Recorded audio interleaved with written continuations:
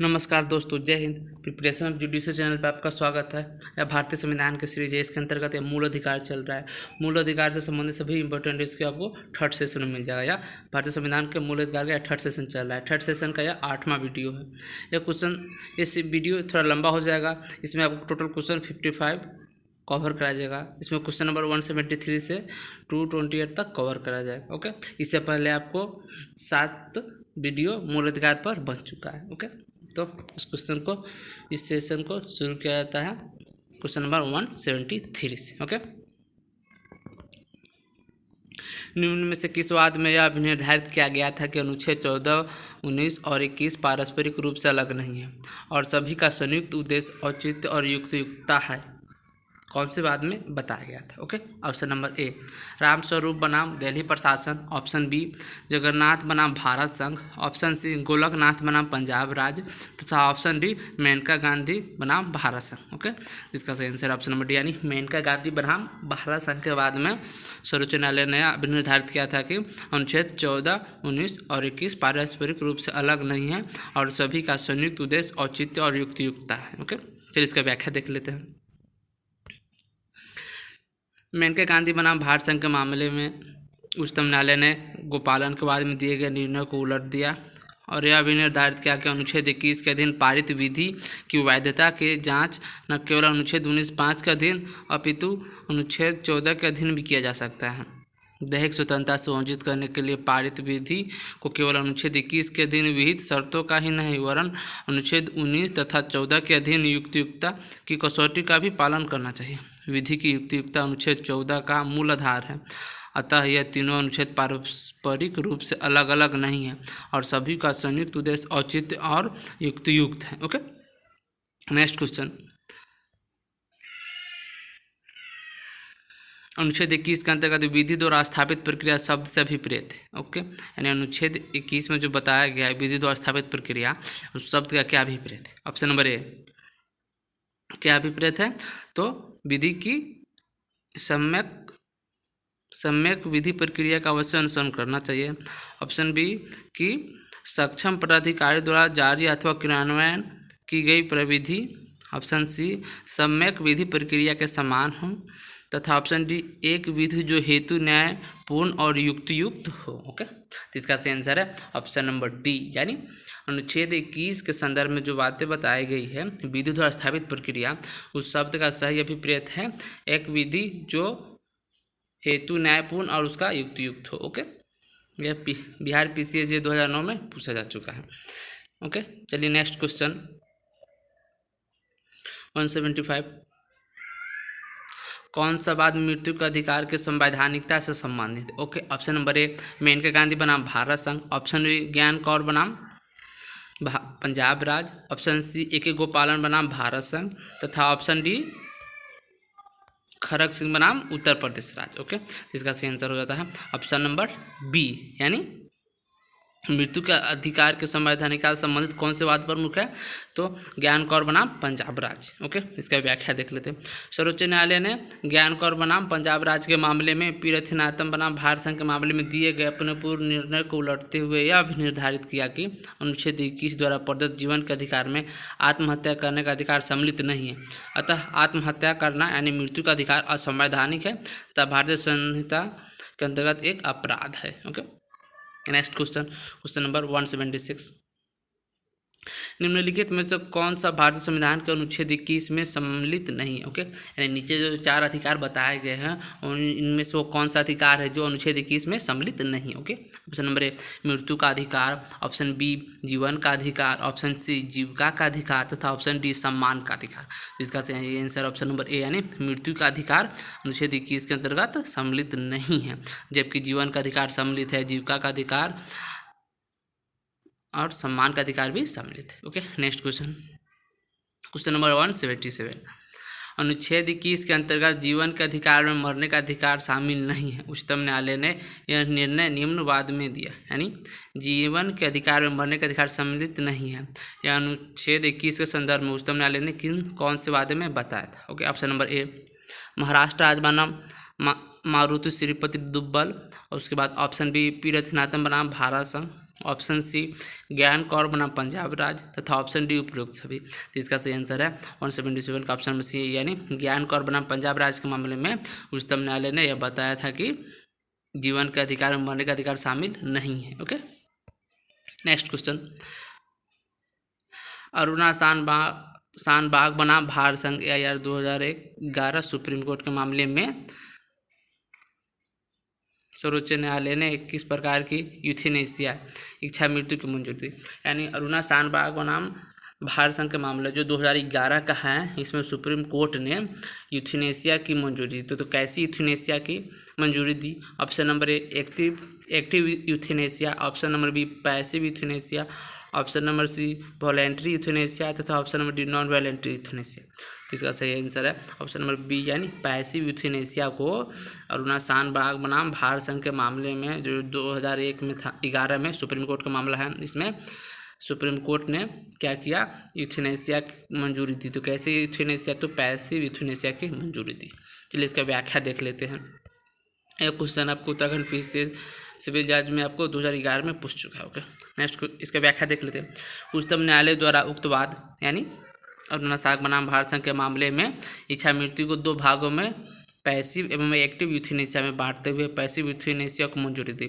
भारत में यूथेन यानी भारतीय दंड संहिता की धारा 309 के तहत अवैधानिक है। उच्चतम न्यायालय द्वारा इसे समाप्त करने की सिफारिश भी की गई। उक्त वाद में सर्वोच्च न्यायालय द्वारा विशेष परिस्थिति में यूथेनेसिया को मान्यता प्रदान की है। ओके, नेक्स्ट क्वेश्चन 179, भारत के उच्चतम न्यायालय ने किस वाद में यह भी निर्धारित किया कि धूम्रपान न करने वाले को वायु प्रदूषण से पीड़ित होने के लिए विवश नहीं किया जा सकता है। ऑप्शन नंबर ए MC मेहता बनाम भारत संघ, ऑप्शन नंबर बी मुरली एस देवरा बनाम भारत संघ, ऑप्शन नंबर सी सतपाल डंग बनाम पंजाब राज्य, ऑप्शन नंबर डी सदारी लाल बनाम राजस्थान राज्य। इसका सही आंसर ऑप्शन नंबर बी, यानी मुरली एस देवरा बनाम भारत संघ के मामले में उच्चतम न्यायालय ने यह भी निर्धारित किया था कि धूम्रपान न करने वाले को वायु प्रदूषण से पीड़ित होने के लिए विवश नहीं किया जा सकता। इसका सही answer option number B. Okay, ये झारखंड सिविल जज में आपको पूछ चुका है 2012 में तथा राजस्थान में पूछ चुका है 2003 में। ओके, चलिए इसका व्याख्या देख लेते हैं। उच्चतम न्यायालय द्वारा मुरली एस देवरा बनाम भारत संघ के मामले में राज्य सरकार को सार्वजनिक स्थान पर धूम्रपान रोकने के लिए निर्देश जारी किया। सर्वोच्च अदालत ने अपने फैसले में कहा कि धूम्रपान न करने वाले को धूम्रपान जन वायु प्रदूषण से पीड़ित होने के लिए विवश करना अनुच्छेद 21 द्वारा प्रदत्त जीवन यानी प्राण के स्वतंत्रता का क्या अतिक्रमण करता है। ओके, नेक्स्ट क्वेश्चन देख लेते हैं। क्वेश्चन नंबर 180, भारत के संविधान के अनुच्छेद 21 का निर्वचन करते हुए भारत के उच्चतम न्यायालय ने किस वाद में जन स्थानों पर यानी सार्वजनिक स्थानों पर धूम्रपान को प्रतिषेध किया है। ओके, तो इसका ऑप्शन नंबर ए देख लेते हैं। राजस्थान राज्य बनाम विजय कुमार अग्रवाल, ऑप्शन बी मुरली एस देवरा बनाम भारत संघ, ऑप्शन नंबर सी विकास देश पांडे बनाम बार काउंसिल ऑफ इंडिया तथा ऑप्शन डी उत्तर प्रदेश राज्य बनाम हरेंद्र अरोरा। इसका सही आंसर ऑप्शन नंबर बी मुरली एस देवरा बनाम भारत संघ के मामले में बताया गया था। जैसे ऊपर ही क्वेश्चन में था, बराबर क्वेश्चन में था। चलिए इसका सही आंसर है option number B. Next question देख लेते हैं।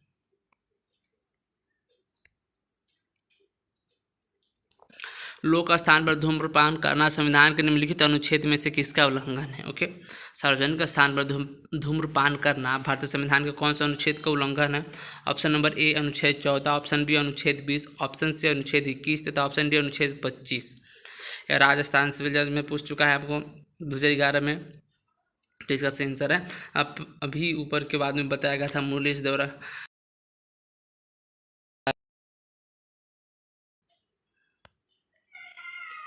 इसका सही आंसर ऑप्शन नंबर सी, यानी अनुच्छेद 21 के अंतर्गत बताया गया कि सार्वजनिक स्थान पर धूम्रपान करने से अनुच्छेद 21 का उल्लंघन होता है। ओके, नेक्स्ट क्वेश्चन, भारतीय संविधान के निम्नलिखित अनुच्छेद में से किसके निर्वचन के माध्यम से स्वच्छ पर्यावरण के अधिकार का उन्नयन मौलिक अधिकार का स्तर तक किया गया है? ओके, ऑप्शन नंबर ए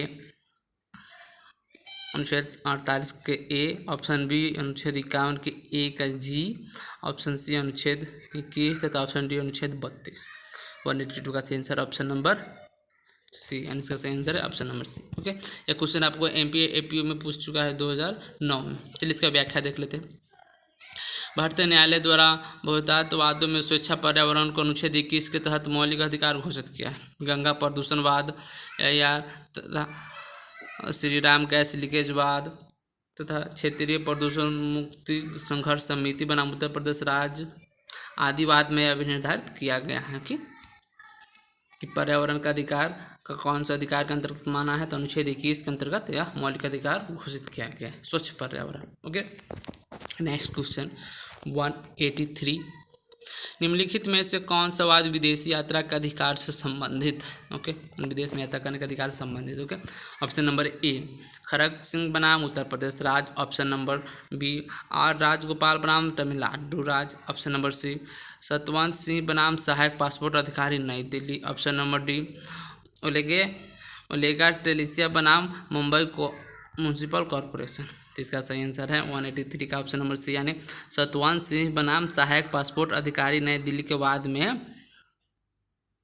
वाद संबंधित किसे, तो विदेश यात्रा के अधिकार से संबंधित। ओके, इसका व्याख्या देख लेते हैं। उच्चतम न्यायालय द्वारा सतवंत सिंह बनाम सहायक पासपोर्ट अधिकारी के वाद में विदेशी भ्रमण के अधिकार को अनुच्छेद 21 के अंतर्गत मूल अधिकार माना है। आगे चलकर मेनका गांधी बनाम भारत संघ के मामले में उच्चतम न्यायालय ने इसी आधार पर इसकी पुष्टि की। ओके, नेक्स्ट क्वेश्चन,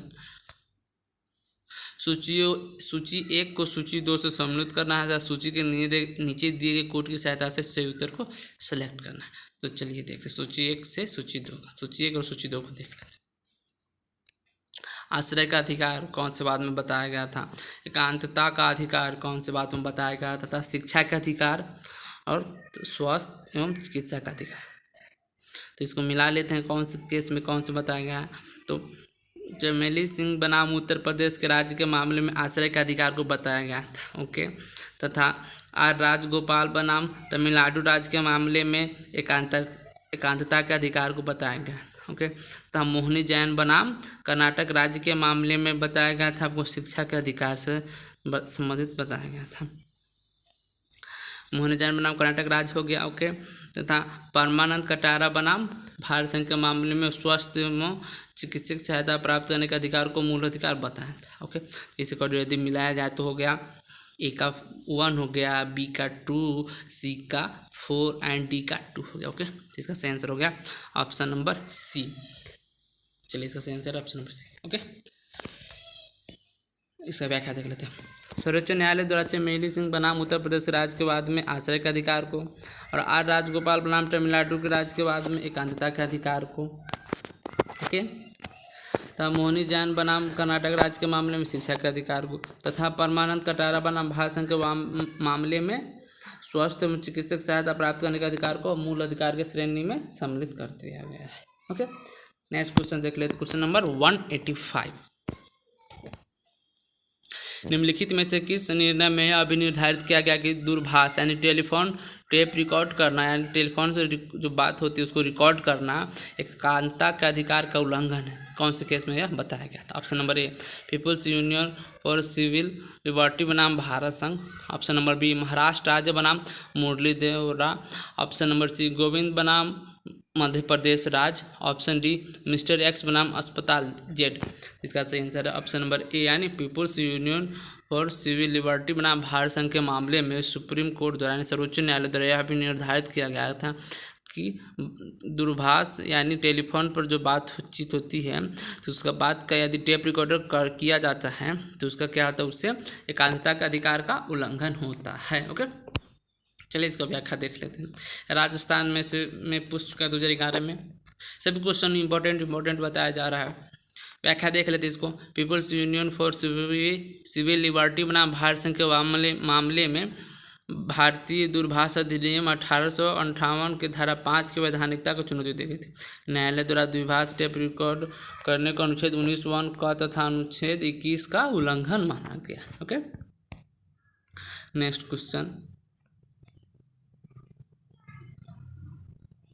शिक्षा का अधिकार भारतीय संविधान के अनुच्छेद डैश में प्रदान किया गया। ऑप्शन नंबर ए, यानी शिक्षा के अधिकार को भारतीय संविधान के कौन सा अनुच्छेद के अंतर्गत प्रदान किया गया है? ओके, ऑप्शन नंबर ए अनुच्छेद 16, ऑप्शन बी अनुच्छेद 21, ऑप्शन सी अनुच्छेद 21A तथा ऑप्शन डी अनुच्छेद 29।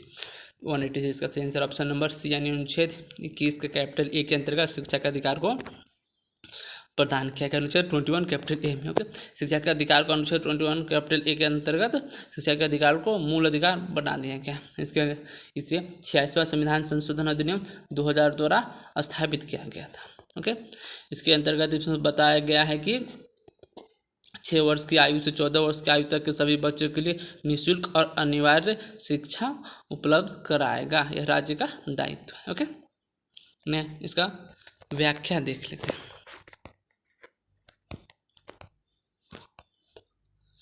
86वां संविधान संशोधन अधिनियम 2002 द्वारा संविधान के भाग 3 में एक नया अनुच्छेद 21 कैपिटल ए जोड़ा गया। इसमें 6 वर्ष से 14 वर्ष तक के सभी बच्चों को शिक्षा प्राप्त करने का मूल अधिकार बना दिया गया। ओके नेक्स्ट क्वेश्चन,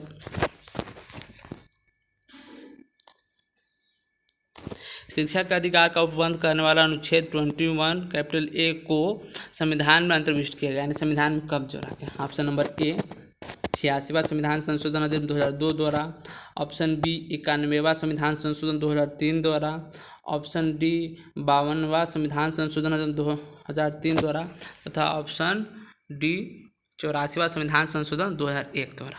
ये राजस्थान में 2015 में पूछ चुका है तथा यूपी सिविल जज 2006 एंड यूपी पीसीजे 2007 में पूछ गया। ये बहुत ही इंपॉर्टेंट क्वेश्चन है। ओके तो हम आपको बता दें, भारतीय संविधान में जहाँ कहीं भी शिक्षा से संबंधित कोई प्रावधान जोड़े गए हैं अभी तक, तो यह वह केवल और केवल 86वां संविधान संशोधन अधिनियम द्वारा ही अंतर्स्थापित या फिर संशोधन किए गए। ओके इसका सही आंसर हो गया ऑप्शन नंबर ए 86वां संविधान संशोधन अधिनियम 2002 द्वारा अनुच्छेद 21 कैपिटल ए को क्या किया गया, अंतर्भुक्त किया गया।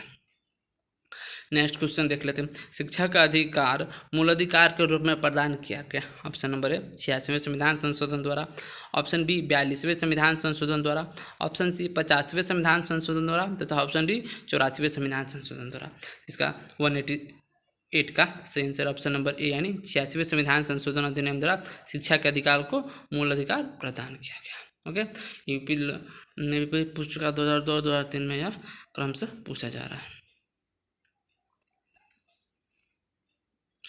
कथन और कारण वाला क्वेश्चन आगे। ओके कथन बता रहा है क्या है, शिक्षा का अधिकार एक मौलिक अधिकार है तथा कारण बता रहा है शिक्षा के अधिकार को मौलिक अधिकार बनाने से पूर्व हमारे संविधान में शिक्षा संबंधित कोई प्रावधान नहीं था। कोट ऑप्शन नंबर ए आ यानी आर, ए और आर दोनों सही है तो आर ए का से स्पष्टीकरण है। ऑप्शन बी अ और र दोनों सही है परंतु र और अ का सह स्पष्टीकरण नहीं करता, यानी आर ए का सह स्पष्टीकरण नहीं करता। ओके ऑप्शन सी अ सही है परंतु र गलत है। ऑप्शन डी अ गलत है परंतु र सही है। इसका सही आंसर है ऑप्शन नंबर सी यानी क्या सही है, अ सही है परंतु आर गलत है, र गलत है। यानी शिक्षा का अधिकार एक मौलिक अधिकार है, यह सही है, लेकिन इसमें जो ये बात बताई गई है इस शिक्षा के अधिकार को मौलिक अधिकार बनाने से पूर्व हमारे संविधान में शिक्षा संबंधित कोई प्रावधान नहीं था, तो यह गलत था। ओके क्या किया गया है, यह सही है कि 86वें संविधान संशोधन अधिनियम द्वारा अनुच्छेद 21 कैपिटल जोड़ा गया था। ओके तथा इसके तहत शिक्षा का अधिकार जोड़ा गया, लेकिन अनुच्छेद 45 में जो नीति निर्देशक तत्वों के अंतर्गत आते हैं उसमें भी बताए गए थे 6 वर्ष से 14 वर्ष तक सभी बच्चों को निःशुल्क और अनिवार्य शिक्षा दिए जाना राज्य का क्या है, दायित्व है। ओके यह संविधान में 86वां संविधान संशोधन होने से पूर्व भी अनुच्छेद 45 के अंतर्गत नीति निर्देशक तत्वों के तौर पे भारतीय संविधान में अंतर्भुक्त किए गए थे। ओके इसका सही आंसर है ऑप्शन नंबर सी। चलिए इसका व्याख्या देख लेते हैं।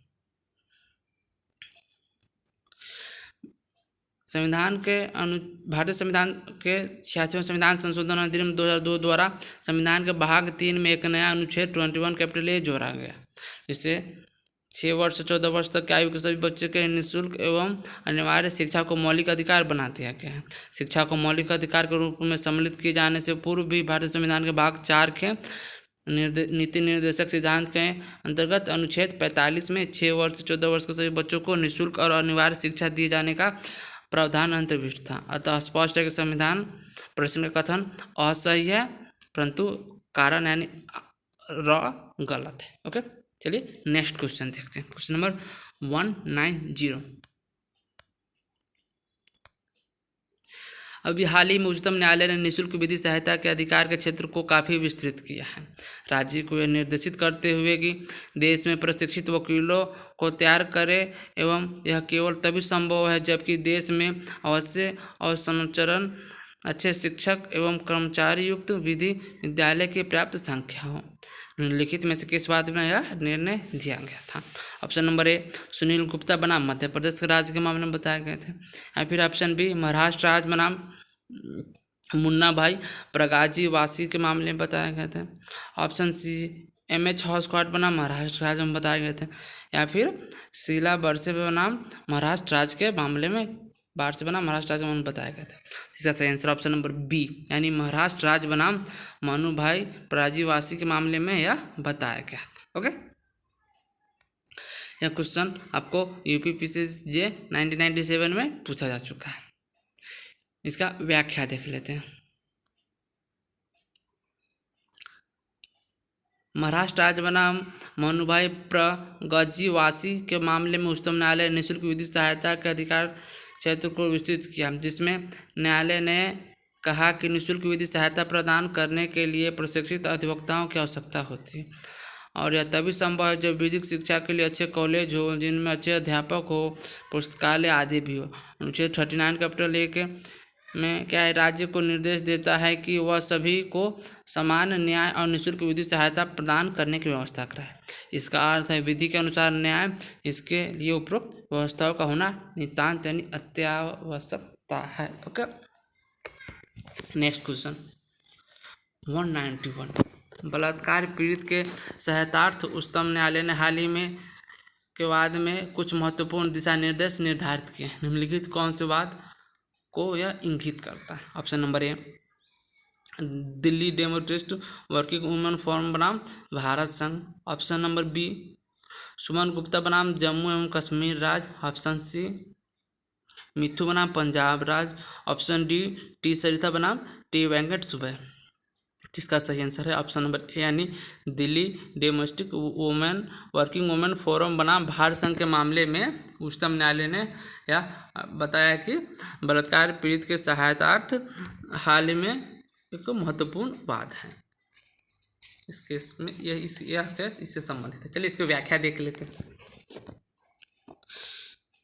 स्वाद में भारत संघ के मामले में सुप्रीम कोर्ट ने बताया कि बलात्कार पीड़ितों के सहायतार्थ उच्चतम न्यायालय ने महत्वपूर्ण दिशा निर्देश देते हुए इस मामले में शीघ्र परीक्षण तथा स्पीडी ट्रायल तथा उन्हें प्रतिकर प्रदान करने एवं उनके पुनर्वास के लिए विस्तृत मार्गदर्शक सिद्धांत विहित किया है। ओके, नेक्स्ट क्वेश्चन देख लेते। क्वेश्चन नंबर 192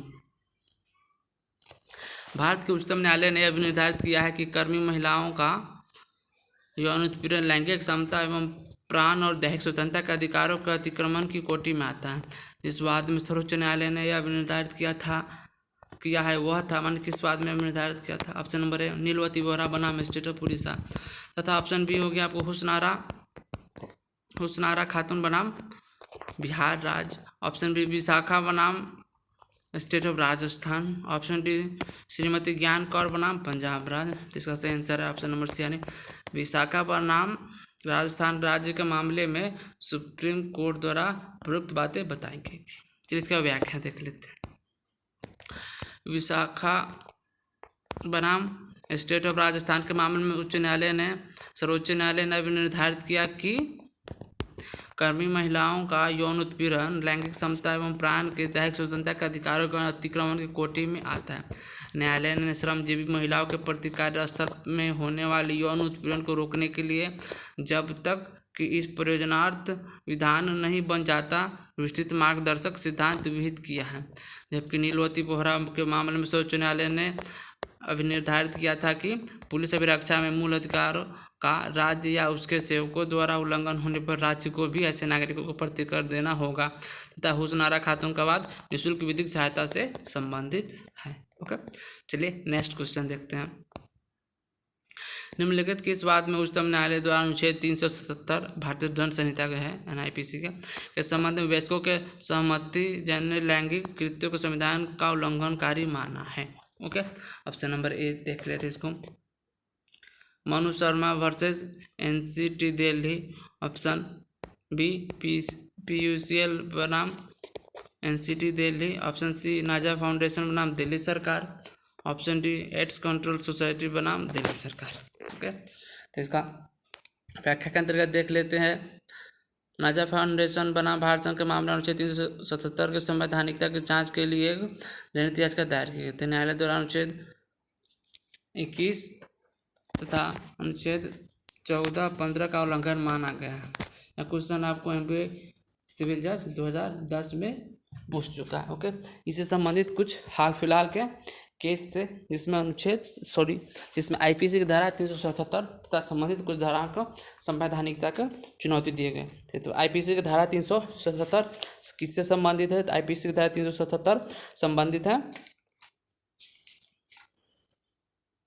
प्राकृतिक विरुद्ध अपराध से संबंधित है, offence against unnatural offence. Okay, तो इसमें हाल फिलहाल के एक केस है नवतेज सिंह जौहर बनाम भारत संघ के मामले में 5 जजों के संवैधानिक पीठ द्वारा भी वर्तमान में भारतीय दंड संहिता की धारा 377 को आंशिक रूप से निरस्त कर दिया गया है। ओके, नेक्स्ट क्वेश्चन देखते हैं। Question number 194। उच्चतम न्यायालय ने निजता के अधिकार को संविष्ट माना है। ओके, निजता के अधिकार को किस अनुच्छेद के अंतर्गत समाविष्ट किया है? ओके, ऑप्शन नंबर ए अनुच्छेद 21 में, ऑप्शन बी अनुच्छेद 19 में, ऑप्शन सी अनुच्छेद 14 में तथा ऑप्शन डी अनुच्छेद 22 में। तो 194 का सही आंसर ऑप्शन नंबर ए यानी अनुच्छेद 21 में उच्चतम न्यायालय ने गोविंद बनाम मध्य प्रदेश के मामले में यह अभिनिर्धारित किया कि एकांता यानी निजता के अधिकार अनुच्छेद 21 में सम्मिलित है और किसी व्यक्ति के एकांता के अधिकार में विधि विरुद्ध हस्तक्षेप अनुच्छेद 21 का उल्लंघन माना जाएगा। परंतु न्यायालय द्वारा यह भी कहा गया कि यह अधिकार अत्यंतिक यानी एब्सोल्यूट नहीं, किंतु इस अधिकार का परिसीमा क्या है यह प्रत्येक मामले की परिस्थिति तथा तथ्यों पर निर्भर करता है। ओके, चलिए नेक्स्ट क्वेश्चन देखते हैं। ये क्वेश्चन आपको उत्तराखंड सिविल जज 2002 में पूछा जा चुका है। ओके,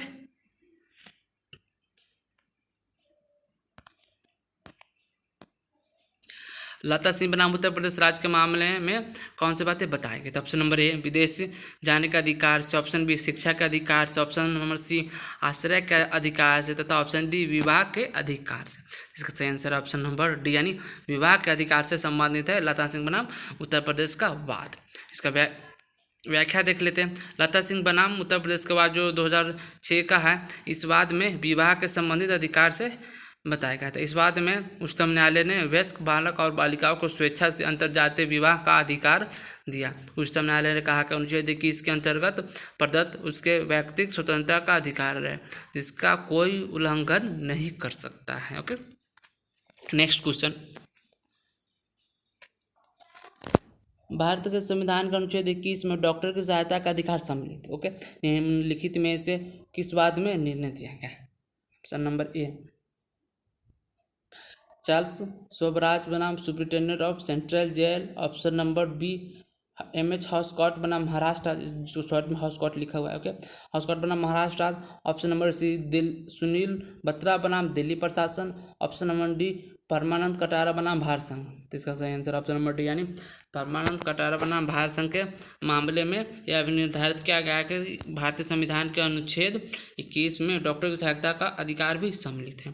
ओके, जबकि MH हॉस्कॉट बनाम महाराष्ट्र राज्य के मामले में यह कहा गया कि सीधे दोष व्यक्ति को उच्च न्यायालय में अपील फाइल करने का मूल अधिकार है तथा उसे निःशुल्क विधिक सहायता पाने का भी अधिकार है। ओके, नेक्स्ट क्वेश्चन देखते हैं। प्राण एवं दैहिक स्वतंत्रता के बारे में संविधान के किस अनुच्छेद में प्रावधान किए गए? प्राण और दैहिक स्वतंत्रता संबंधी प्रावधान भारतीय संविधान के कौन से अनुच्छेद में दिए गए? ऑप्शन नंबर ए अनुच्छेद 19, ऑप्शन बी अनुच्छेद 20, ऑप्शन सी अनुच्छेद 21 तथा ऑप्शन डी अनुच्छेद 22। तो इसका सही आंसर ऑप्शन नंबर सी यानी अनुच्छेद 21 में बताया गया है। क्या बताया गया? प्राण एवं दैहिक स्वतंत्रता से संबंधित अधिकार को बताया गया अनुच्छेद 21 में। ओके, इसका सही आंसर है ऑप्शन नंबर सी। ये UPPCSJ में 1991 में पूछा जा चुका है। तो हम आपको बता दें अनुच्छेद 19 में क्या बताया गया। तो अनुच्छेद 19 में स्वतंत्रता से संबंधित अधिकार बताए गए जिसमें वाक एवं अभिव्यक्ति की स्वतंत्रता बताई गई है तथा शांतिपूर्ण सम्मेलन की स्वतंत्रता बताया गया, संगम या संघ बनाने की स्वतंत्रता बताया गया, सहकारी समिति बनाने के, भारत के राज्य क्षेत्र में सर्वत्र आबाद करने की स्वतंत्रता तथा भारत के राज्य के क्षेत्र में कहीं भी निवास करने या बस जाने की स्वतंत्रता संबंधित अधिकार अनुच्छेद 19 में बताई गई हैं। ओके, जबकि अनुच्छेद भारतीय संविधान के अनुच्छेद 20 में अपराधों के लिए सीधे दोष व्यक्ति के संबंधित संरक्षण से संबंधित प्रावधान किए गए। इसमें अनुच्छेद 20 में 3 प्रावधान प्रमुख बताया गया। अनुच्छेद 20 के सब क्लॉज फर्स्ट में बताया गया कार्योत्तर विधि संरक्षण तथा 20 के 2 में बताए गए हैं आपको दोहरे दंड से संरक्षण तथा 20 के 3 में आत्माभिसंधन से संरक्षण बताए गए। ओके, तो 20 तो 21 हो गया। 21 में प्राण एवं दैहिक स्वतंत्रता संबंधित बातें बताई गई है। तो अनुच्छेद 22 में बताया गया कुछ दशाओं में गिरफ्तार और निरोध से संरक्षण को अनुच्छेद 22 के अंतर्गत बताया गया। ओके, चलिए नेक्स्ट क्वेश्चन देखते हैं।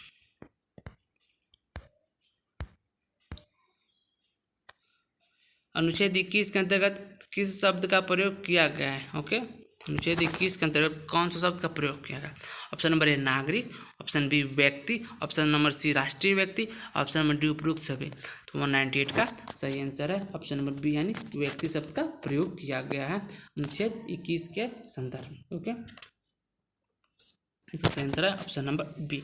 ये आपको यूपीपीसीजे में 1992 में पूछा जा चुका है। मैंने आपको बताया है आर्टिकल 15, 16, 19, 29 और 30 यह अनुच्छेद केवल और केवल भारतीय नागरिक को प्राप्त है। ओके, जबकि इसके अलावा सभी अन्य अनुच्छेद भारतीय नागरिक के साथ साथ विदेशी नागरिक को भी प्राप्त है। यानी जो व्यक्ति पूछा बताया गया व्यक्ति यानी सभी व्यक्ति, भारतीय नागरिक, विदेशी सभी नागरिक। ओके, जब यहाँ पे नागरिक का बात किया गया रहा था वहाँ पर केवल भारतीय नागरिक का संदर्भ निकाला जाता। ओके, अनुच्छेद 15, 16, 19, 29 और 30 बताया गया है कि यह अनुच्छेद केवल और केवल भारत में ही लागू हो। ओके, यह उसमें नागरिकों को वर्ड यूज किया रहा था, जबकि अनुच्छेद 21 में क्या बताया रहा था, इसमें नागरिक नहीं बता के व्यक्ति बताया गया है। ओके, अनुच्छेद 21 में व्यक्ति मतलब इसमें भारतीय नागरिक भी आ जाते हैं तथा विदेशी नागरिक भी आ जाते हैं। ओके, नेक्स्ट क्वेश्चन देख लेते हैं। भारत में दैहिक स्वतंत्रता का अधिकार किस प्रक्रिया के अधीन है? दैहिक स्वतंत्रता का अधिकार। ओके, ऑप्शन नंबर ए संविधान द्वारा, ऑप्शन नंबर बी सम्यक विधिक प्रक्रिया द्वारा, ऑप्शन नंबर संसद द्वारा स्वीकृत प्रक्रिया द्वारा, ऑप्शन नंबर डी विधि द्वारा स्थापित प्रक्रिया द्वारा। 199 का सही आंसर ऑप्शन नंबर डी यानी विधि द्वारा स्थापित प्रक्रिया के अंतर्गत भारत में दैहिक स्वतंत्रता के अधिकार को बताया गया। भारतीय संविधान के अनुच्छेद में ही बताया गया है कि किसी व्यक्ति को उसका प्राण या दैहिक स्वतंत्रता से विधि द्वारा स्थापित प्रक्रिया के अनुसार ही वंचित किया जाएगा, अन्यथा नहीं। ओके, तो इसका सही आंसर है ऑप्शन नंबर 199 का ऑप्शन नंबर डी। चलिए इसका व्याख्या देख लेते हैं। भारतीय संविधान के अनुच्छेद 21 के अनुसार किसी व्यक्ति को उसके प्राण एवं दैहिक स्वतंत्रता से विधि द्वारा स्थापित प्रक्रिया के अनुसार ही वंचित किया जा सकता है, अन्यथा नहीं। अतः भारत में प्राण एवं दैहिक स्वतंत्रता का मूलाधिकार विधि द्वारा स्थापित प्रक्रिया के अधीन है। Okay, next question. आश्रय का अधिकार अब संविधान के अनुच्छेद 21 के अंतर्गत एक मूल अधिकार है। अभी हाल ही में ऐसा निर्णय किया गया था, कौन से बाद में किया गया था? Option number A K C Vasanth Kumar बनाम कर्नाटक राज्य, option number B Himachal Pradesh बनाम Umed Ram, option number C Daya Singh बनाम भारत संघ, ऑप्शन नंबर डी चमेली सिंह बनाम उत्तर प्रदेश राज्य। यह आपको उत्तराखंड पीसीएच 1997 का यह क्वेश्चन है, तो इसका सही आंसर है ऑप्शन नंबर डी यानी चमेली सिंह बनाम उत्तर प्रदेश राज्य के मामले में बताया गया था कि यह भी निर्धारित किया गया था कि आश्रय पाने का अधिकार अनुच्छेद 21 के अंतर्गत एक मूल अधिकार है और राज्य का कर्तव्य है कि वह दलित और आदिवासियों को देश की मुख्य धारा में लाने के लिए वास की सुविधा प्रदान करे, यानी आश्रय की सुविधा प्रदान करे। आश्रय का अधिकार का तात्पर्य यह है कि किसी व्यक्ति के लिए सर पर छत, केवल छत ही नहीं बल्कि उसमें वे सुविधाएँ भी हो जो कि किसी गरिमामय जीवन व्यतीत करने हेतु आवश्यक होता है। Okay, next question number 201। संविधान के अनुच्छेद 21 के अंतर्गत प्रत्याभूत दैहिक स्वतंत्रता के अधिकार में निम्नलिखित समाहित है, यानी संविधान के अनुच्छेद 21 के अंतर्गत जो अधिकार बताया गया है दैहिक स्वतंत्रता का अधिकार उसमें क्या समाहित है। ओके, इसको देखा जाए। ऑप्शन नंबर ए विदेशी गमन करने का अधिकार यानी विदेश जाने का अधिकार, ऑप्शन नंबर बी एकांतता का अधिकार, ऑप्शन नंबर सी उपरोक्त दोनों, ऑप्शन नंबर डी उपरोक्त में से कोई नहीं। इसका सही आंसर ऑप्शन नंबर सी यानी उपरोक्त दोनों यानी विदेश गमन का अधिकार तथा एकांतता का अधिकार अनुच्छेद 21 के अंतर्गत क्या है, दैहिक स्वतंत्रता के अधिकार के अंतर्गत वह समाहित है। ओके, उत्तराखंड पीसीएसजे में 1998 में पूछा जा चुका है। इसका व्याख्या देख लेते हैं। अनुच्छेद 21 के अंतर्गत प्रत्ययभूत दैहिक स्वतंत्रता के अधिकार में विदेशी गमन का अधिकार एवं एकांतता का अधिकार दोनों सम्मिलित है। ओके, संतावत सिंह बनाम असिस्टेंट पासपोर्ट ऑफिसर नई दिल्ली IR तथा गोविंद बनाम मध्य प्रदेश राज्य के बाद इस पर प्रमुख है। ओके, नेक्स्ट क्वेश्चन, भारतीय संविधान का अनुच्छेद 21 का उल्लंघन होता है यदि, यानी भारतीय संविधान का अनुच्छेद 21 का उल्लंघन होता है यदि कैसा। ऑप्शन नंबर ए, अभियुक्त द्वारा मुकदमा चलाने में राज्य असाधारण विलंब करता है। ओके, ऑप्शन बी, किसी प्रमाणीकृत चित व्यक्तियों को कारावास दिया जाता है। ओके, ऑप्शन सी, किसी नागरिक का पासपोर्ट और निश्चित कालीन के लिए जब्त किया जाता है। ऑप्शन डी, उपरोक्त में से सभी। इसका सही आंसर ऑप्शन नंबर डी, यानी उपरोक्त तीनों कार्य होता है, सभी में क्या होता है, अनुच्छेद 21 का उल्लंघन होता है। यानी पासपोर्ट को अनिश्चित काल के लिए जब्त कर लिया जाता है, फिर भी अनुच्छेद 21 का उल्लंघन होता है। यदि चिकृत व्यक्ति को क्या किया जाता है, कारावास दिया जाता है, यह भी अनुच्छेद 21 का उल्लंघन। तथा अभियुक्त पर मुकदमे चलाने में राज्य असाधारण विलंब करता है, यह भी क्या अनुच्छेद 21 के अंतर्गत मूल अधिकार का उल्लंघन करता है। यह क्वेश्चन आपको उत्तराखंड पीसीएसजे में 2001 में पूछा जा चुका है। ओके, इसका व्याख्या देख लेते हैं। भारतीय संविधान के अनुच्छेद 21 का उल्लंघन उपयुक्त सभी परिस्थिति में होता है। मुजनारा खातून बनाम बिहार राज्य के मामले में सुप्रीम कोर्ट ने अभी निर्धारित किया है कि स्पीडी ट्रायल यानी शीघ्र परीक्षण का अधिकार अनुच्छेद 21 के अधीन एक मूल अधिकार है। ओके, नेक्स्ट क्वेश्चन देख लेते हैं। निरोध आदेश निम्नलिखित मामलों में त्रुटिपूर्ण होता है। ओके, ऑप्शन नंबर ए, जहाँ निरोध के आधार को ऐसी भाषा में संशोधित किया गया है जिसको कि निरुद्ध व्यक्ति नहीं समझता है। ऑप्शन नंबर बी, जहाँ राज्य सरकार निरुद्ध व्यक्ति के अभिवेदन पर विचार करने का स्थान पर उसे सलाहकार परिषद क्या करते भेज देता है, यानी प्रेषित कर देता है। ऑप्शन सी, जहाँ निरुद्ध अधिकारी निरोध के आधार को 2 किस्तों में संशोधित करता है। ऑप्शन नंबर डी, उपयुक्त सभी मामले में। जिसका सही आंसर ऑप्शन नंबर डी, यानी उपयुक्त सभी मामले में क्या होता है, यह मामला निरोध आदेश को त्रुटिपूर्ण बताता है और बना देता है। यह क्वेश्चन आपको उत्तराखंड पीसीएसजे 1994 में पूछा जा चुका है, तो इसका व्याख्या देख लेते हैं। अनुच्छेद 22 अनुच्छेद 21 का पूरक है, अर्थात अनुच्छेद 22 स्वयं में पूर्ण नहीं है, इसलिए इन दोनों अनुच्छेदों का पाठन एक साथ पढ़ना चाहिए, यानी एक साथ पढ़ना चाहिए। ओके, निरोध आदेश निम्नलिखित मामलों में त्रुटिपूर्ण है, यानी जहाँ निरोध के आधार को ऐसी भाषा में संसूचित किया गया है जिसके लिए निरुद्ध व्यक्ति नहीं समझता है। ओके, यानी और जहाँ राज्य सरकार निरुद्ध व्यक्ति का अभ्यावेदन पर विचार करने का स्थान पर उसे सलाहकार परिषद को प्रेषित कर देता है, तथा जहाँ निरोध अधिकारी के आधार को 2 किस्तों में संशोधित किया जाता है। अतः उपयुक्त सभी मामले क्या है, उपयुक्त सभी निरोध क्या है, त्रुटिपूर्ण है। ओके, नेक्स्ट क्वेश्चन देख लेते हैं। हमारे संविधान के निम्नलिखित किस अनुच्छेद के अंतर्गत एक अभिव्यक्ति को दोषारोपण के कारण एवं प्रकृति के बारे में संसूचित किए जाना का अधिकार का गारंटी देता है। कौन सा अनुच्छेद के अंतर्गत। ऑप्शन नंबर ए, अनुच्छेद 22 के सब क्लॉज 1 के द्वारा। ऑप्शन बी, अनुच्छेद 22 के सब क्लॉज 3 द्वारा। ऑप्शन सी, अनुच्छेद 21 द्वारा। ऑप्शन डी, अनुच्छेद 22 के सब क्लॉज 4 द्वारा। जिसका सही आंसर है ऑप्शन नंबर ए, यानी अनुच्छेद 22 के सब क्लॉज 1 के अंतर्गत यह बताया गया है कि किसी व्यक्ति को जो गिरफ्तारी किया गया है, ऐसे गिरफ्तारी के कारण से यथाशीघ्र अवगत कराया जाए तथा उसकी अभिरक्षा में निरुद्ध रखा जाए। उसे अपने क्या है 24 घंटे के अंदर किसी भी निकटतम मजिस्ट्रेट के समक्ष पेश किया जाए, यह सब क्लॉज 2 में बताया गया। ओके, इसका व्याख्या देख लेते हैं। भारतीय संविधान के अनुच्छेद 22(1) के अनुसार किसी व्यक्ति को जो गिरफ्तार किया गया है, ऐसे गिरफ्तार के कारण से यथाशीघ्र अवगत किए बिना अभिरक्षा में निरुद्ध नहीं रखा जाएगा या अपनी रुचि के वित्तीय व्यवसाय से परामर्श करने और प्रतिरक्षा करने के अधिकार से वंचित नहीं रखा जाएगा। यानी अनुच्छेद 22 के सब क्लॉज 1 में मोटा मोटी यह बताया गया है कि गिरफ्तारी के कारण बताया जाए, ओके, से आपको किस आधार पर गिरफ्तार किया गया है तथा अपनी रुचि के क्या किया जाए, विधिक व्यवसाय से उसे परामर्श करने दिया जाए, या अनुच्छेद 22 में बताएंगे। ओके, 22 का सब क्लॉज फर्स्ट में। सीआरपीसी की धारा 303 में भी बताया गया आपको से अपनी रुचि के व्यवसाय यानी अपने पसंद के अधिवक्ताओं से अपना बचाव करने का अधिकार सीआरपीसी की धारा 303 में भी बताया गया है। ओके, चलिए नेक्स्ट क्वेश्चन देख लेते हैं। किसी भी व्यक्ति को बिना सलाहकार बोर्ड के राय प्राप्त किए निम्न अवधि से अधिक के लिए निरुद्ध नहीं किया जा सकता। हाँ, ऑप्शन नंबर ए 3 माह, ऑप्शन नंबर बी 2 माह, ऑप्शन नंबर सी 1 माह तथा ऑप्शन डी 6 माह। इसका सही आंसर है ऑप्शन नंबर ए यानी 3 माह। ओके, राजस्थान में आपको 2003 में पूछा गया था, एमपी में भी 2004-05 तथा उत्तर प्रदेश में भी 2009 में पूछा जा चुका है। यानी क्वेश्चन बहुत ही इंपॉर्टेंट है। चलिए इसका व्याख्या देख लेते हैं। किसी भी व्यक्ति को सलाहकार बोर्ड के राय प्राप्त किए बिना 3 माह से अधिक अवधि के लिए निरुद्ध नहीं किया जा सकता। अनुच्छेद 22 के सब प्लस 2 के अनुसार 44वें संविधान संशोधन अधिनियम 1978 द्वारा निवारक निरोध के तहत निरुद्ध किए जाने की अवधि 3 माह से घटाकर 2 माह किए जाने को बंद किया गया था, किंतु उक्त संशोधन अधिनियम का यह प्रावधान अभी तक लागू नहीं किए जाने के कारण से सलाहकार बोर्ड की राय प्राप्त किए बिना निवारक निरोध की अधिकतम अवधि 3 माह पूर्ववर्ती बनी हुई है। Okay, next question.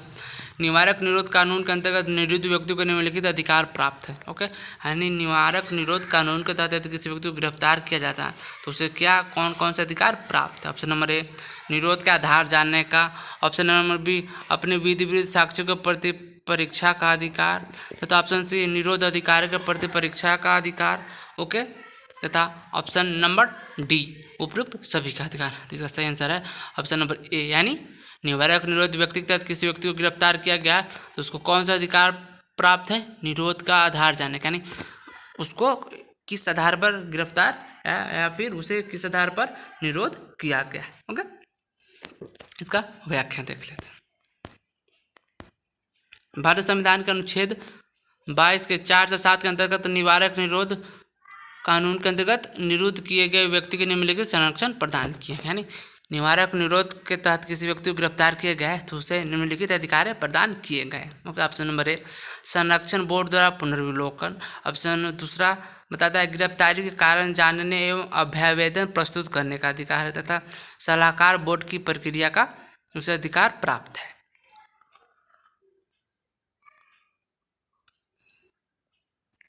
Next question number 207 देखते हैं हम।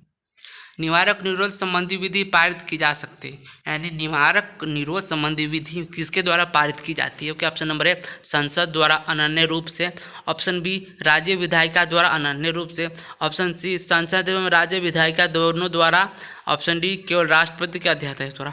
यह क्वेश्चन आपको एमपी एडीपीओ में पूछा जा चुका है, 2008 में पूछा जा चुका है। ओके, तो इसका सही आंसर ऑप्शन नंबर सी यानी संसद एवं राज्य विधायिका दोनों द्वारा निवारक निरोध संबंधी विधि पारित किया जाता है। Okay, next question. निवारक निरोध विधि संविधान के निम्न सूची में से किसके अंतर्गत आता है, यानी निवारक निरोध जो बातें हैं संविधान की जो 7वीं अनुसूची उसमें 3 सूची दिए गए, केंद्र सूची, राज्य सूची, समवर्ती सूची। केंद्र सूची पर केंद्र कानून बनाता है, राज्य सूची पर राज्य तथा समवर्ती सूची पर दोनों कानून बनाता है। तो ये पूछा जा रहा है निवारक निरोध का जो विषय है उसमें कौन से सूची के अंतर्गत वह आता है। ऑप्शन नंबर ए संघ सूची, ऑप्शन नंबर बी राज्य सूची, ऑप्शन नंबर सी समवर्ती सूची तथा ऑप्शन नंबर डी उपयुक्त में से कोई नहीं। इसका सही आंसर ऑप्शन नंबर सी यानी समवर्ती सूची के अंतर्गत वह आता है। ओके, अब आपको पता होना चाहिए समवर्ती सूची कहाँ से लिया गया। समवर्ती सूची को ऑस्ट्रेलिया के संविधान से लिया गया है। नेक्स्ट क्वेश्चन, इसका व्याख्या देख लेते हैं। निवारक निरोध विषय संविधान के समवर्ती सूची के अंतर्गत सम्मिलित है, यानी उस पर दोनों कानून बना सकता है, केंद्र और राज्य दोनों भी। ओके, यानी संसद और विधानमंडल दोनों कानून बना सकता है। नेक्स्ट क्वेश्चन, भारतीय संविधान के कौन सा अनुच्छेद एक अभियुक्त व्यक्ति को अपनी रुचि के काउंसलर से परामर्श करने तथा उसके द्वारा बचाव प्रस्तुत करने का मूल अधिकार प्रदान करता है। ओके, ऑप्शन नंबर ए अनुच्छेद 20, ऑप्शन बी अनुच्छेद 14, ऑप्शन सी अनुच्छेद 19 तथा ऑप्शन डी अनुच्छेद 22। 209 का सही आंसर ऑप्शन नंबर डी यानी अनुच्छेद 22 के अंतर्गत क्या किया गया, इसे मूल अधिकार प्रदान किया गया। ओके, इसका सही आंसर ऑप्शन नंबर डी। ये यूपी सिविल जज में पूछ चुका है आपको 1998 में। इसका व्याख्या देख लेते हैं। भारतीय संविधान के अनुच्छेद 22 के अनुसार एक अभियुक्त व्यक्ति को अपनी रुचि के काउंसलर से परामर्श करने तथा उसके द्वारा बचाव प्रस्तुत करने का अधिकार है। अनुच्छेद 22 बंदीकरण एवं निरोध के विरुद्ध संवैधानिक संरक्षण प्रदान करता है। अनुच्छेद 22 के अधीन दो प्रकार की गिरफ्तारी की बात की गई है। पहला क्या है, सामान्य विधि के अधीन गिरफ्तारी तथा दूसरा निवारक निरोध विधि के अधीन गिरफ्तारी की बात की गई। ओके, नेक्स्ट क्वेश्चन, निम्नलिखित में से किन अनुच्छेद के समूह शोषण के विरुद्ध अधिकार का विवेचना करता है? ओके, ऑप्शन यानी शोषण के विरुद्ध अधिकार की विवेचना कौन सा अनुच्छेद करता है? ऑप्शन ए अनुच्छेद 23-24, ऑप्शन बी अनुच्छेद 24-25, ऑप्शन सी अनुच्छेद 25-26 तथा ऑप्शन डी अनुच्छेद 26-27। 210 का सही आंसर ऑप्शन नंबर ए यानी अनुच्छेद 23-24 क्या करता है? शोषण के विरुद्ध अधिकार की विवेचना करता है। ओके, इसका व्याख्या देख लेते हैं। भारतीय संविधान के अनुच्छेद 23-24 क्या करता है? समूह के शोषण के विरुद्ध अधिकार है। ओके, तथा अनुच्छेद 25 से 28 तक क्या है? धार्मिक स्वतंत्रता से संबंधित अधिकार की बात की गई। तथा 23 बताया गया है मानव दुर्व्यापार तथा बालता श्रम यानी जबरदस्ती काम करवाना। ओके, तथा हो जाता है 24 होता है बालकों को संकटपूर्ण नियोजन में लगवाने का प्रतिषेध करता है अनुच्छेद 24। चलिए इसका नेक्स्ट क्वेश्चन हम देख रहे थे, क्वेश्चन नंबर 211। सर्वोच्च न्यायालय ने निम्न में से किस बात में संविधान के अनुच्छेद 22 को एक भद्दा दिखाई देने वाला उपबंध कहा है? कौन से केस में कहे? ओके, मेनका गांधी बनाम भारत संघ, ऑप्शन बी केशवानंद भारती बनाम केरल राज्य, option number B C Indira Sawhney बनाम भारत संघ, ऑप्शन नंबर डी A.K. गोपालन बनाम मद्रास राज्य। 211 का सही आंसर ऑप्शन नंबर डी यानी A.K. गोपालन बनाम मद्रास राज्य के मामले में सर्वोच्च न्यायालय ने बताया था कि भारतीय संविधान का अनुच्छेद क्या एक भद्दा दिखाई देने वाला उपबंध है। ओके, चलिए व्याख्या देख लेते हैं। उच्चतम न्यायालय ने A.K. गोपाल बनाम भारत संघ के मामले में अनुच्छेद 22 को एक भद्दा दिखाई देने वाला उपबंध कहा है। न्यायालय ने परिक्षेपित क्या फिर यह बताया कि भद्दा दिखाई देने वाला यह उपबंध इस लोकतांत्रिक संविधान में व्यक्तिगत स्वतंत्रता को मूल अधिकार का उल्लंघनकारी प्रदान करता है। बेमेल होते हुए भी और संविधान की प्रस्तावना में निहित प्रतिज्ञाओं के प्रतिकूल होते हुए भी निस्संदेह रूप से उन समाज विरोधी तथा विनाशकारी तत्वों द्वारा जो नवजात गणतंत्र हित के खतरे में डालते हैं किए जाने वाले स्वतंत्रता के दुरुपयोग को रोकने के उद्देश्य से रखा गया है। Okay, next question, question number 212। संविधान के निम्नलिखित अनुच्छेद में कौन सा अनुच्छेद श्रमिक को पर्याप्त वेतन न दिए जाने से उल्लंघित होता है? यानी श्रमिकों को पर्याप्त वेतन नहीं दिया जाता है तो कौन सा अनुच्छेद का उल्लंघन होता है? ऑप्शन नंबर ए अनुच्छेद 17, ऑप्शन बी अनुच्छेद 18, ऑप्शन सी अनुच्छेद 26, ऑप्शन डी अनुच्छेद 23। 212 का सही आंसर है ऑप्शन नंबर डी यानी अनुच्छेद किसका उल्लंघन होता है? अनुच्छेद 23 का उल्लंघन होता है। व्याख्या देख लेते हैं। दीना बनाम भारत संघ के मामले में भारतीय संविधान के भाग 3 में शोषण के विरुद्ध अधिकार को प्राप्त मूल अधिकार में अनुच्छेद 23 के अंतर्गत बालता श्रम यानी बेगार श्रमिकों को पर्याप्त वेतन न देना तथा मानव के क्रय विक्रय को निषिद्ध घोषित कर दिया था, यानी उसको रोक रहा था। ओके, अनुच्छेद 24 के अंतर्गत 14 वर्ष से कम आयु के बालकों को कारखाना या खाना तथा अन्य जोखिमपूर्ण उद्योग में नियोजित किए जाने को प्रतिषेध किया गया है। ओके, नेक्स्ट क्वेश्चन, मानव के दुर्व्यापार एवं बालता श्रम का प्रतिषेध किया गया है किस अनुच्छेद के अंतर्गत? ऑप्शन नंबर ए अनुच्छेद 14 के अधीन, ऑप्शन बी अनुच्छेद 19 के अधीन, ऑप्शन सी अनुच्छेद 21 के अधीन तथा ऑप्शन डी अनुच्छेद 23 के अधीन। इसका सही आंसर ऑप्शन नंबर डी यानी अनुच्छेद 23 के अधीन क्या किया गया? इसे प्रतिषेध किया गया। नेक्स्ट क्वेश्चन देखते हैं, क्वेश्चन नंबर 214। 14 वर्ष से कम आयु के बच्चे को किसी कारखाने या किसी अन्य संकट में काम में नियोजित करना अतिलंघन है। किसका उल्लंघन है? तो ऑप्शन नंबर ए समता का अधिकार का, ऑप्शन नंबर बी जीवन या व्यक्तिगत स्वतंत्रता का अधिकार का, ऑप्शन नंबर सी स्वतंत्रता का अधिकार का, या फिर ऑप्शन नंबर डी शोषण के विरुद्ध अधिकार का। 214 का सही आंसर ऑप्शन नंबर डी यानी शोषण के विरुद्ध अधिकार का यह उल्लंघन है कि 14 वर्ष से कम आयु के बालकों को या फिर बच्चों को किसी कारखाना या खान या किसी अन्य संकटमय काम में नियोजित करता है। या उल्लंघन है किसका? तो शोषण के विरुद्ध अधिकार का। इसका व्याख्या देख लेते हैं। भारतीय संविधान के भाग 3 के अंतर्गत अनुच्छेद 23 तथा 24 में शोषण के विरुद्ध अधिकार का उल्लेख किया गया है। अनुच्छेद 24 के द्वारा 14 वर्ष से कम आयु के बालकों को कारखाना या खाना या अन्य जोखिमपूर्ण कार्य में नियोजित किए जाने से निषेध करता है। ओके, नेक्स्ट क्वेश्चन, भारतीय संविधान के अनुच्छेद 24 के बारे में डैश डैश क्या बताता है। ओके, ऑप्शन नंबर ए, यानी भारतीय संविधान का अनुच्छेद 24 क्या बताता है। ऑप्शन नंबर ए, 14 वर्ष से कम आयु किसी बालक को किसी कारखानों में या किसी परिसंकट में नियोजित नहीं किया जाएगा। या फिर ऑप्शन बी, 12 वर्ष से कम आयु किसी बालक को किसी कारखानों में या किसी परिसंकट में नियोजित नहीं किया जाएगा। ऑप्शन नंबर सी होगा 16 वर्ष से कम आयु के किसी बालक को किसी कारखानों में या किसी परिसंकट में नियोजित नहीं किया जाएगा। तो ऑप्शन डी हो गया 18 वर्ष से कम आयु के बालक को किसी कारखानों में या किसी परिसंकट में नियोजित नहीं किया जाएगा। तो इसका सही आंसर ऑप्शन नंबर ए, यानी अनुच्छेद 24 के बारे में क्या बताता है। अनुच्छेद 24 के बारे में यह बताता है कि 14 वर्ष से कम आयु के किसी बालकों को किसी कारखानों में या किसी परिसंकट में नियोजित नहीं किया जाएगा। यह अनुच्छेद 24 बताता है। अनुच्छेद 24 में बताया गया कि 14 वर्ष से कम आयु तक के बालकों को किसी भी कारखाना में या फिर ऐसे कारखाना जिसमें गंभीरपूर्ण कार्य होते हैं, जिसमें संकट बहुत होता है कार्य करने में, तो उसमें नियोजित नहीं किया जाएगा। अनुच्छेद 24 बताता है। Okay, next question, question number 216,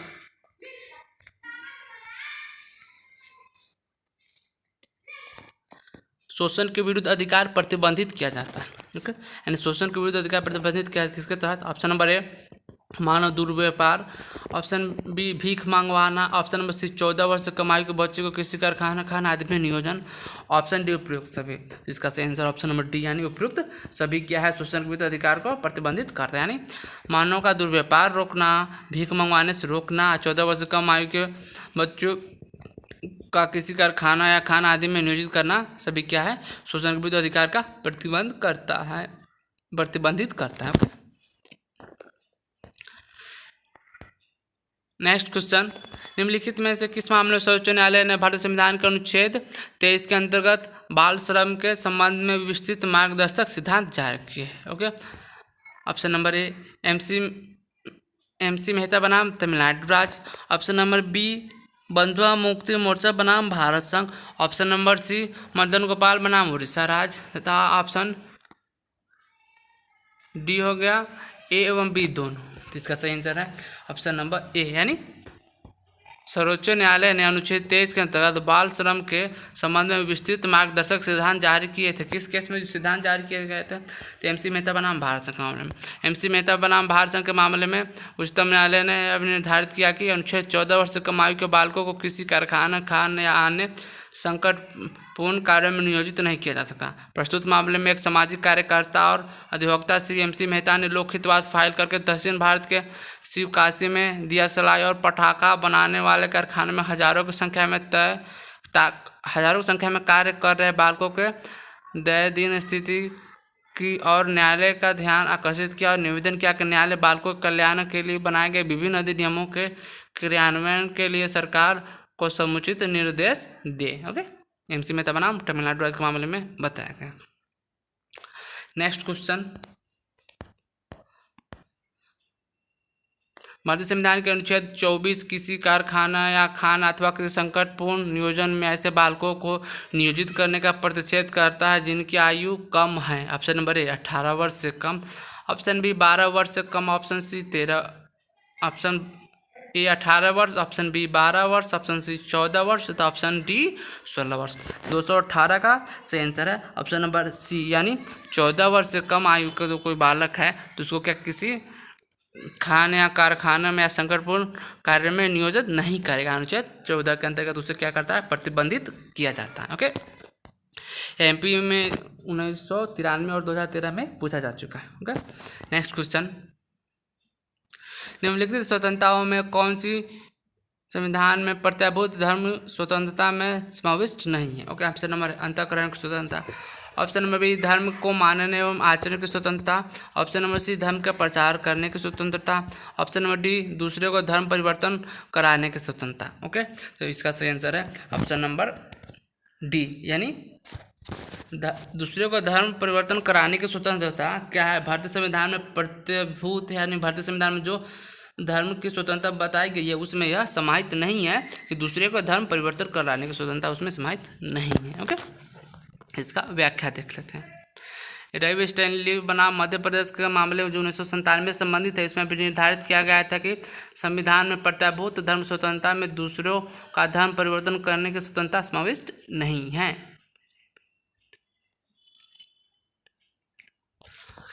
next question, भारतीय संविधान के अनुच्छेद 25 के खंड 1 के अनुसार धर्म की स्वतंत्रता किसके हित के अधीन है, यानी किस हित के अधीन है धर्म की स्वतंत्रता 25 सब क्लॉज 1 के अनुसार? ऑप्शन नंबर ए सार्वजनिक व्यवस्था, ऑप्शन नंबर बी नैतिकता, ऑप्शन नंबर सी स्वास्थ्य, ऑप्शन नंबर डी उपरोक्त सभी। यह क्वेश्चन आपको बिहार पीसीएससी 2016 में पूछ चुका है 220 का। इसका सही आंसर होना चाहिए ऑप्शन नंबर डी यानी उपरोक्त सभी, यानी सार्वजनिक व्यवस्था, नैतिकता या स्वास्थ्य सभी आधार पर क्या किया जा सकता है, संविधान के अनुच्छेद 25 के अनुसार धर्म की स्वतंत्रता के अधीन है, इसके आधार पर रोक लगाया जा सकता है। ओके, व्याख्या देख लेते हैं। भारतीय संविधान के अनुच्छेद 25 के खंड 1 में प्रत्याभूत धार्मिक स्वतंत्रता के अधिकार को लोक व्यवस्था, सदाचार जैसे में नैतिकता समाहित है एवं जनता का स्वास्थ्य के हित में धर्म से संबद्ध आर्थिक, वित्तीय, राजनीतिक और अन्य लौकिक क्रियाकलापों के विनिमय के और सामाजिक कल्याण और सामाजिक सुधार के आधार पर निर्बंधित किया जाएगा। ओके, आधार पर प्रतिबंध लगाया जा सकता है। 220 हो गया। नेक्स्ट क्वेश्चन आप देखते हैं 221। भारत के संविधान के अधीन निम्नलिखित में से कौन राज्य द्वारा धर्म की स्वतंत्रता पर निर्बंधन लगाने का आधार नहीं है? ऑप्शन नंबर ए, ऑप्शन नंबर ए क्या बताता है? लोक व्यवस्था, ऑप्शन नंबर बी नैतिकता, ऑप्शन नंबर सी सामाजिक न्याय तथा ऑप्शन नंबर डी स्वास्थ्य। तो इसका सही आंसर इसका 221 का ऑप्शन नंबर हो गया सी, यानी सामाजिक न्याय के आधार पर क्या कर सकता है, राज्य निबंधन धर्म स्वतंत्रता पर नहीं लगाया जा सकता है। लेकिन किस किस आधार पर लगा सकता है? तो लोक व्यवस्था के आधार पर लगा सकता है, नैतिकता के आधार पर लगा सकता है, स्वास्थ्य के आधार पर लगा सकता है। यह क्वेश्चन इंपॉर्टेंट है, आपको यूपी पीसीएसजे में 2002 तथा 2007 में क्रमशः पूछा गया था। नेक्स्ट क्वेश्चन, इसका व्याख्या देख लेते 221 का। 221 में यही बताया गया है कि अनुच्छेद 25 के अंतर्गत जो स्वतंत्रता बताई गई है, तो अनुच्छेद 25 में कौन सी स्वतंत्रता दी गई है? तो अनुच्छेद 25 के अंतर्गत जो स्वतंत्रता दी गई है धर्म की स्वतंत्रता, तो धर्म की स्वतंत्रता कहाँ से कहाँ बताई गई है? तो धर्म की स्वतंत्रता आपको अनुच्छेद 25 से लेकर अनुच्छेद 28 तक के बीच में धर्म की स्वतंत्रता बताई गई है। इसमें बताई गई है कि राज्य धर्म को स्वतंत्रता को निम्न आधार पर प्रतिबंध लगा सकता है। तो कौन कौन आधार पर? लोक व्यवस्था, सदाचार और स्वास्थ्य के आधार पर क्या कर सकता है, राज्य सरकार धर्म की स्वतंत्रता पर प्रतिबंध लगा सकता है। Okay, next question, question number 222 देख लेते हैं। संविधान के किस अनुच्छेद के अंतर्गत प्रत्येक धार्मिक संप्रदाय या उसके किसी अनुभाग को धार्मिक और पूर्व नियोजन के लिए संस्थानों की स्थापना और पोषण का अधिकार है? ओके, ऑप्शन नंबर ए अनुच्छेद 25, ऑप्शन बी अनुच्छेद 29, ऑप्शन नंबर सी अनुच्छेद 30 तथा ऑप्शन डी अनुच्छेद 26। 222 का सही आंसर हो जाता है ऑप्शन नंबर डी, यानी अनुच्छेद 26 के अंतर्गत 26 का हमें यह बताया गया है कि लोक व्यवस्था, सदाचार और स्वास्थ्य के अधीन रहते हुए प्रत्येक धार्मिक संप्रदाय या उसके किसी अनुभाग को धार्मिक एवं पूर्ति प्रयोजन के लिए संस्थान का स्थापना एवं पोषण का अधिकार प्रदान किए गए तथा अनुच्छेद 25 में बताया गया है धर्म को मानने और उसके अनुसार आचरण करने तथा धार्मिक प्रचार करने की स्वतंत्रता बताई गई है तथा अनुच्छेद 29 में नागरिकों के किसी भी वर्ग को अपनी भाषा व लिपि बनाने का अधिकार बताया गया है तथा अनुच्छेद 30 में बताया गया धार्मिक एवं भाषाई अल्पसंख्यकों को अपनी रुचि के शिक्षण संस्थानों का स्थापना और प्रशासन का अधिकार दिया गया है। ओके, हो गया question. Next question, question number 23 देख लेते हैं। अल्पसंख्यक वर्गों के शिक्षा संस्थान में प्रशासन के आधार पर निम्नलिखित अधिकार सम्मिलित है। ऑप्शन नंबर ए प्रबंधन समिति के गठन का, ऑप्शन बी शिक्षण के माध्यम को निरस्त करने का, ऑप्शन सी शैक्षणिक एवं प्रशासनिक नीति निर्धारण का, तो ऑप्शन डी उपयुक्त सभी का। 223 का सही आंसर ऑप्शन नंबर डी, यानी अल्पसंख्यक वर्गों के शिक्षा संस्थान में प्रशासन के अधिकार में कौन सा सम्मिलित है? तो प्रबंधन समिति के गठन का अधिकार संबंधित है तथा शिक्षा के माध्यम को निश्चय करने में कौन सा माध्यम रहेगा शिक्षा का वो, तथा शैक्षणिक व प्रशासनिक नीति का निर्धारण करने का अधिकार भी उसे प्रदान किया जाता है। ओके, इसका व्याख्या देख लेते हैं।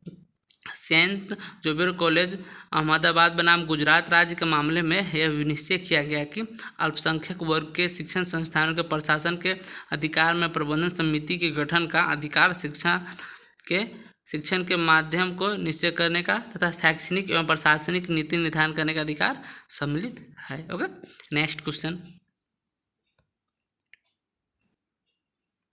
एक शैक्षणिक पाठ्यक्रम में एक वैकल्पिक विषय के रूप में संस्कृत की अधिमान्यता, जबकि अरबी या फारसी या अन्य सामान्य भाषाओं को ऐसी परिस्थिति स्वीकार न करना।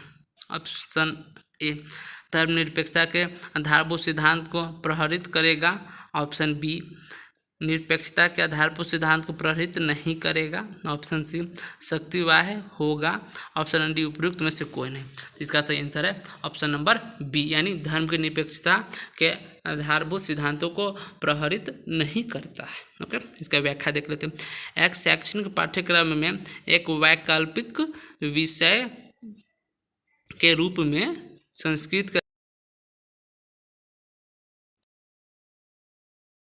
जबकि अरबी या फारसी या अन्य सामान्य भाषाओं को ऐसी परिस्थिति स्वीकार न करना धर्मनिरपेक्षता के आधारभूत सिद्धांतों का प्रहरित नहीं करेगा। Okay, next question. निम्नलिखित में से किसमें धार्मिक शिक्षा निषिद्ध है, यानी किसमें धार्मिक शिक्षा को बैन किया गया है, फिर किसमें धार्मिक शिक्षा को रोका गया है। ऑप्शन नंबर ए प्राइवेट शैक्षणिक संस्थानों में। ऑप्शन नंबर बी राज्य कोष से पूर्णतः पोषित शैक्षणिक संस्थानों में।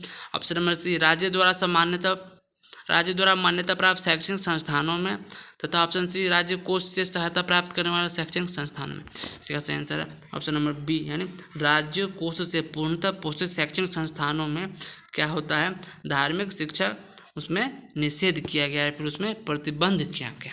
इसका सही आंसर है ऑप्शन नंबर बी। इसका व्याख्या देख लेते हैं।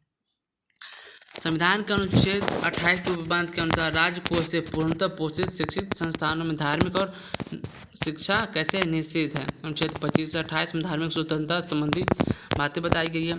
अनुच्छेद 28 में 4 प्रकार के शैक्षणिक संस्थानों का वर्णित किया गया। ऑप्शन नंबर ए क्या बताया गया 4 प्रकार का, तो इसका देख लेते। पहला, राज्य द्वारा पूरी तरह से पोषित संस्थान जिसमें धार्मिक शिक्षा नहीं दी जा सकती है। दूसरा, राज्य द्वारा मान्यता प्राप्त।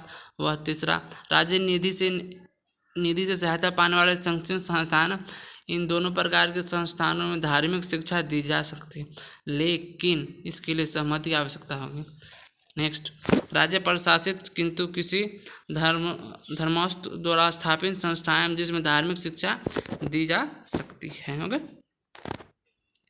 नेक्स्ट क्वेश्चन, कथन और कारण बोला गया।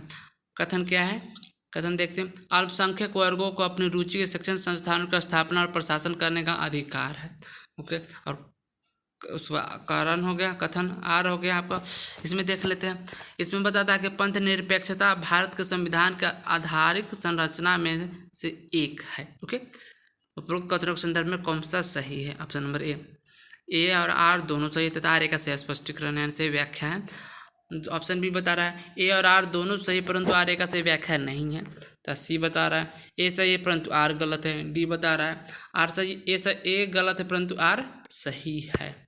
226 का इसका सही आंसर ऑप्शन नंबर बी, यानी ए और आर दोनों सही परंतु आर ए का सही व्याख्या नहीं है। कैसे है, तो इसे हम अभी स्पष्ट कर देते हैं।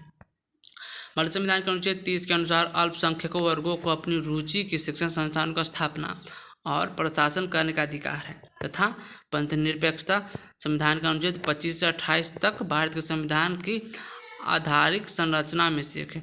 अतः कथन और कारण दोनों सही है, किंतु कारण कथन का सही व्याख्या नहीं करता है। ओके, नेक्स्ट क्वेश्चन देखिए, क्वेश्चन नंबर 227। संविधान के निम्नलिखित अनुच्छेद में से किसके अंतर्गत अल्पसंख्यकों को अपनी रुचि के शिक्षण संस्थानों की स्थापना और प्रशासन का अधिकार है। ऑप्शन नंबर ए अनुच्छेद 30(1), ऑप्शन बी अनुच्छेद 30(2) तथा ऑप्शन सी अनुच्छेद 29(1), ऑप्शन सी 29(1), ऑप्शन डी 29(2).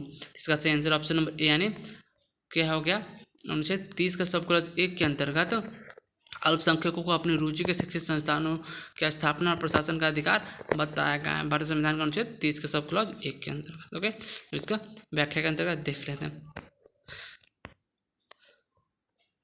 और भारतीय संविधान का अनुच्छेद 30 के सब क्लॉज 1 में उपबंधित करता है कि धर्म या भाषा पर आधारित सभी अल्पसंख्यक वर्गों को अपनी रुचि के शिक्षण संस्थान का स्थापना और प्रशासन का अधिकार होगा।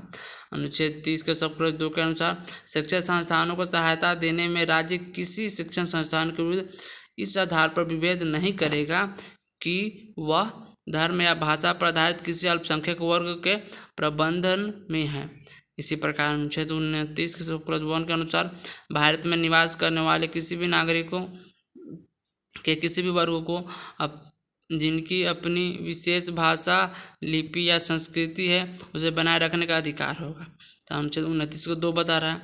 इसके अनुसार राज्य द्वारा पोषित या राज्य निधि से सहायता पाने वाले किसी शैक्षणिक संस्थानों में प्रवेश पाने से किसी भी नागरिक को केवल धर्म, मूल, वंश, जाति, भाषा या इनमें से किसी के आधार पर वंचित नहीं किया जाएगा। ओके, नेक्स्ट क्वेश्चन देखते हैं। क्वेश्चन नंबर 228 देख लेते हैं।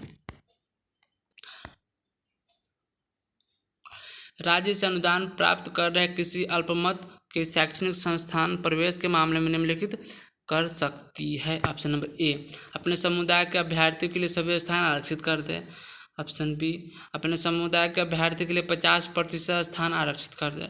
ऑप्शन सी, अपने समुदाय के अभ्यर्थी को वरीयता दे, यानी उसको ज़्यादा मौका दे। या फिर ऑप्शन डी, उपयुक्त में से कुछ नहीं है, कोई भी नहीं।